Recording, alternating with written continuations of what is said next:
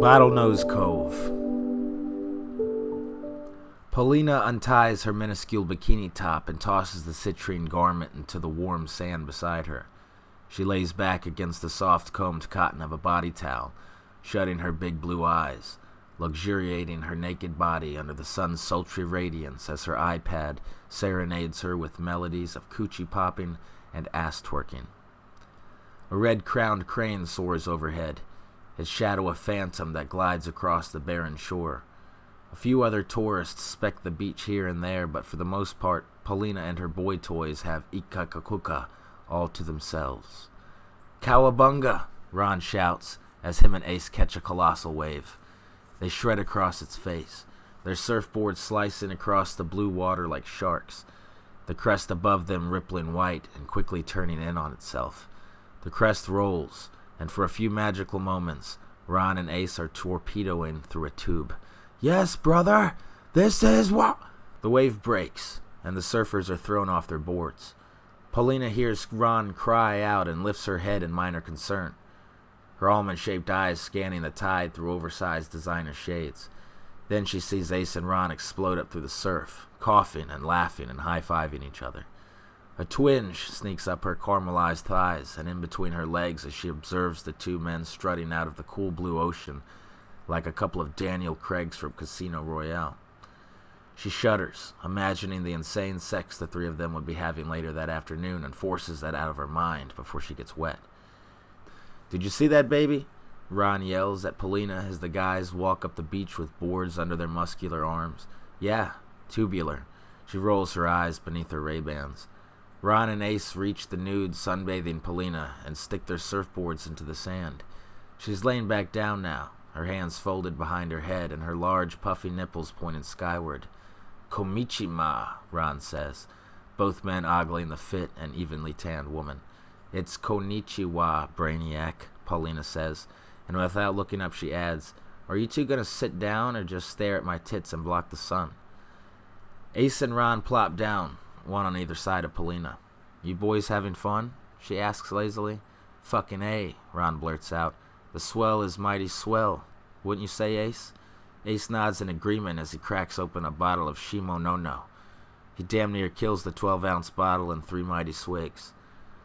"Toss me one of those little nips," Ron says, and Ace does. "These beauties are going to start getting smaller." He opens the beer as that big wet bitch of a hurricane moves east. "They already are," Ace says in his deep voice as he tosses the glass bottle into the sand.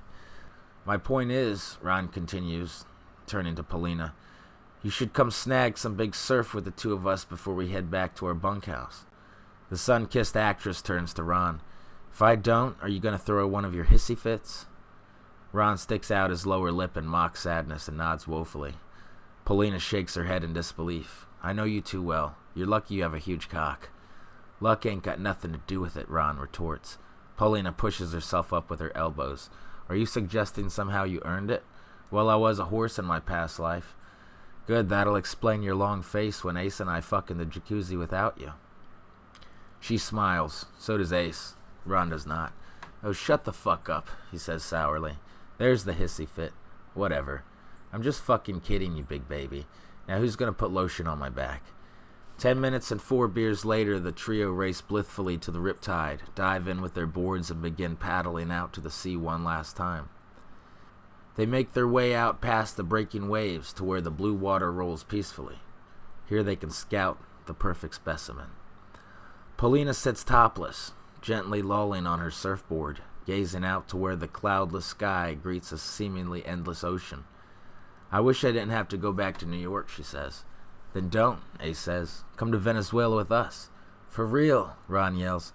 "We're about to buy ourselves a pontoon plane and do tours for European tourists all over Margarita Island. And the running cost is going to be next to nothing. Down there the gasoline is cheaper than water. And the beer is cheaper than gas," Ace adds. Deep down, she kind of wanted to. She's tired of her cramped apartment back in the concrete jungle. She has enough money, but she couldn't bring herself to throw away her career, not after 4 long years of casting calls, auditions, uncomfortable cocaine parties. She'd paid her dues, and now she was about to land the biggest gig of her life. That's more important than a couple of hung studs and a leisurely life of basking under the South American sun. Besides, how long could that even last? She asks herself. It's been 2 weeks and she's already decided she'd like Ron more if he didn't have a mouth, and Ace if he had a paper bag over his head. It'll be fun, Ron tempts. Come on. I'll think about it, she says, but she won't. She's going to go home Monday on a 6 o'clock fight out of Kusoshiti, and that is that. Primal urges be damned. Plus, Paulina's train of thought is derailed as she notices something break the glassy surface of the water about 30 feet away and moving swiftly towards them. She swallows hard, nearly choking on the fear rising like bile within her throat.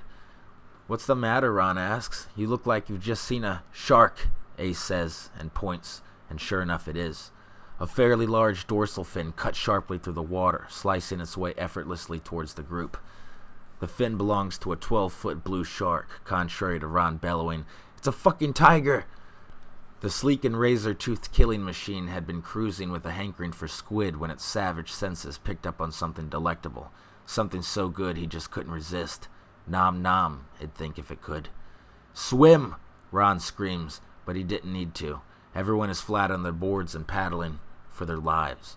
Paulina paddles as hard as she can, but begins being overtaken by both men whose powerful strides she just can't match. She tries to scream for her friends, but salt water crashes against her face, and for a moment she swims blind, coughing water out of her lungs, her nostrils burning. Ace beats at the water with everything he has. Every muscle, every sinew in his body is rock solid and pulled taut as he plows forth. He throws a quick glance over his shoulder and sees the shark gaining rapidly. Paulina is now several board lengths behind her lovers. She knows the shark is close. She sees the shore is far. She can feel it barreling down on her. She looks behind her just in time to see the monstrous fish's head emerge at her heels, its mouth wide and grinning and bloodthirsty with 100 pointed teeth. She screams, her mind shitting itself and trying to stuff her consciousness into a happy place while it quickly reels out her life before her eyes. She knew this was the end, but she was wrong. Just as the frenzied blue shark opened its toothy maw for a throatful of thrashing leg, a bottlenose dolphin came ripping out of nowhere, squeaking like hell's fury of 1,000 bats and T-boning the beast with the force of a motorcycle collision. The blue shark is struck so hard it regurgitates its entire stomach, literally puking out its guts. The mindless animal began stupidly gnashing at its own bloody innards when a second bottlenose hooked around and smashed into the side of the shark's head, and that was all she wrote. The powerful fish sank dead into the darkness, with intestines between its jagged teeth. Paulina, Ace, and Ron had stopped paddling and witnessed the entire incident. "Holy shit," Ron shouts. "Did you see that?" Paulina bursts into tears and says, "They saved us! The dolphins saved us!" Ace belts out a bellow of laughter, a deep booming sound and a rare one indeed. "I've never seen anything like that," Ron stammers, still in shock and awe. Paulina is experiencing a profound combination of gratitude and exhaustion, and soon enough she's joined Ace in a fit of hysterical laughter. The relief and astonishment is overwhelming, and the elation is contagious. Before long, all three of them are doubled over and laughing their grateful asses off. Ron says, "Dudes, after something like that you know damn well we'll have to..." A dolphin explodes from the water and smashes into Ron with cartoonish speed. In the blink of an eye, his board is bare except for water and blood from the splash that spatters down upon it. Another dolphin erupts from the water and collides with Ace, sending him flying like a rag doll. He hits the water with a crash. Paulina doesn't even have time to scream before a bottlenose smashes into the bottom of her surfboard, shooting her high up into the air. She hits the water hard. The pain is excruciating, but it pales in comparison to the horror she experiences upon realizing the dolphins are seizing onto her limbs and dragging her down, down into darkness. For a time there was only blackness, but eventually the world faded into a fuzzy monochrome, and Paulina saw herself in her first grade play at Battlefield Elementary. She had tried for, but lost the role of Beowulf to Sean Dodd. That is, until her feminist mother wrote a letter to the principal, throwing in a lot of words like sexism and lawsuit. So there she was, donned in armor and commanding a small army of children against a giant papier-mâché dragon. The audience was silent. and all eyes were on little Paulina as an adolescent narrator spoke a little too closely to the microphone. He said, "Quickly, the dragon came at him, encouraged. As Beowulf fell back, its breath flared, and he suffered, wrapped around in swirling flames. A king, before, but now a beaten warrior. None of his comrades came to him, helped him. His brave and noble followers, they ran for their lives, fled deep in a wood, and only one of them remained, stood there, miserable, remembering, as a good man must, what kinship should mean." Little Paulina turns to the audience and spots her parents near the back. Her father waves his hand, holding a VHS camcorder. She smiles. Reality comes crashing back like a tsunami, and Paulina wakes up spewing water and coughing. She rolls over to her hands and knees, gasping for air. That's when she notices the cold stone floor beneath her palms. She looks up to find herself in some sort of underwater cave, a grotto lit by blue mushrooms that grow rampant from rocky walls. Stalactites hang precariously along the ceiling, and one side of the sanctuary contains a reflecting pool, which she quickly realizes is filled with dolphins, so many of them writhing beneath the water like a nest of snakes. "Oh my God," she says quietly. "No," comes a deep voice from behind her. She turns to see Ace getting up to his knees. There is no God in this place. Paulina stands up and hobbles over to Ace. She grabs the big man by his hand and his oversized bicep and helps him to his feet. Just as soon as he's up, Ace nearly shoves Paulina over, screaming, "Ron!" Ron is lying in the fetal position with blood running down his face. Ace quickly checks for a pulse. He finds one. Then he checks for breathing. Nothing. Ace rolls Ron onto his back. "No, no, no," he booms. "Don't you die, motherfucker." He brings his fists down hard against Ron's chest and starts administering compressions. "Who's gonna pilot the plane if you die?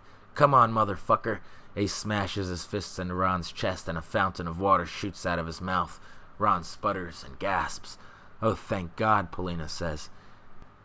Ace looks up at her with his buddy in his arms. "I told you, God is not down here." And that's when they hear something horrifying. A sound that freezes their bones and reverberates like an ice pick against them.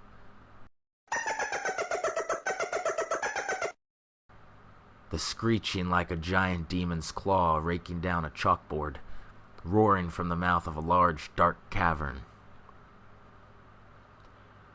Ron unsteadily lifts his head and mutters, "What the fuck is that?" The sound grows louder, getting closer.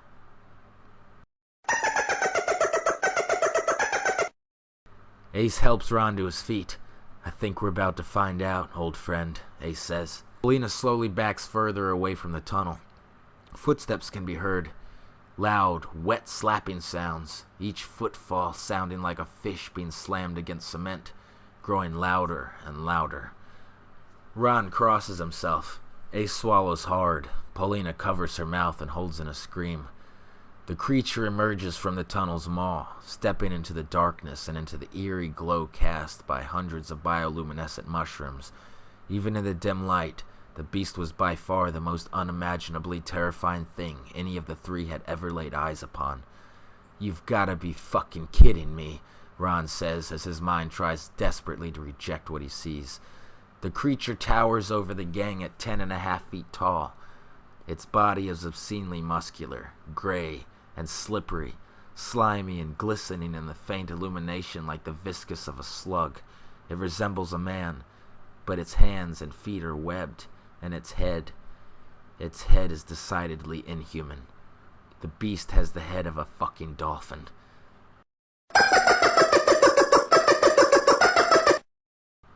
It screeches loud enough to cause the three friends to clutch their ears. Water sprays from a blowhole on the monster's head, showering itself in an ominous mist.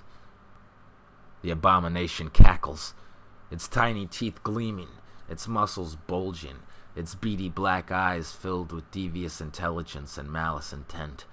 Even more disturbing than the snarling grin is the creature's enormous cock, painfully erect, pulsating and drooling sperm. Ace slowly cuts his eyes to the dolphin-filled pool. He knows that's the way out. It has to be some kind of underwater cave system. The question is, Will they attack like they did earlier? The dolphin monster screeches and charges, its eyes locked on Paulina and her buxom bosom. She screams, frozen in fright. Ron dives out of the way, saving himself. Ace leaps in front of Paulina, throwing his shoulder down and colliding with the incoming nightmare. Ace is knocked away from the monster like a white-collared stiff being manhandled by a sumo wrestler. He hits the ground with a bone-snapping crack and tumbles until he hits the wall. His heroism wasn't in vain, however, for it deflected the monster just enough to spare Paulina from a direct hit. The beast clips her, sending her spinning before it itself smashes into stalagmites, breaking several before slamming into the wall. "This way!" Ron screams, sprinting for the tunnel. "No," Ace groans as he gets back up. "We don't know what's in there." But it's too late. Ron disappears into the tunnel, and just as soon as he does, there is a thump, followed by a slash, and then blood sprays out from its darkness. There are a few other nasty sounds finalized by a sickening snap. Ron stumbles back out of the tunnel, his legs moving in quick, jerky spasms. To everyone's horror, his head is gone, and blood spurts from his neck to the pounding rhythm of his slowing heart. Slowly, menacingly, with a snout dripping with blood, a second dolphin creature emerges into the soft blue light. "Ace!" Paulina screams. He looks over just in time to see the first beast lunging at him. They strike each other and hit the stone ground. Ace struggles, resists, but the creature quickly overpowers him. Its slimy, webbed hands squeeze the big man's face, trying to crush his skull. Its slippery thumbs wriggle their way against his eyeballs and begin to push inward. Ace screams, a guttural shriek no man should ever make, as blood sprays from his eye sockets. The second dolphin monster tries to warn the first, but it's too late. Paulina swings the stalagmite down like an axe as hard as she can. It smashes the creature's skull in. In a violent rage, the beast swings its arm around, knocking the stone weapon from Paulina's hand. Then blood and viscera sprays from its blowhole, and the creature collapses, twitches, and dies.